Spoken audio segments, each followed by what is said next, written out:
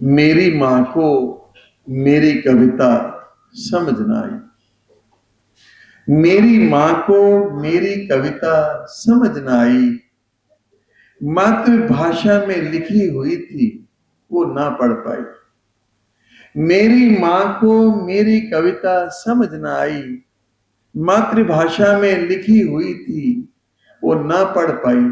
अनपढ़ थी, अनपढ़ थी, फिर भी समझी बेटे की रूह कांप रही है। अनपढ़ थी, फिर भी समझी बेटे की रूह कांप रही है। उसके दिल की अपनी धड़कन मेरी धड़कन भांप रही। अनपढ़ थी, फिर भी समझी बेटे की रूह कांप रही है। उसके दिल की अपनी धड़कन मेरी धड़कन भांप रही है। उसकी कोख से जन्मा बच्चा कहीं दुखों से घिरा हुआ है। उसकी कोख से जन्मा बच्चा कहीं दुखों से घिरा हुआ है। जीवन युद्ध के संघर्षों में बुरी तरह से पिरा हुआ है। कोसों कोसों दूर बहुत वो अपनी मां से।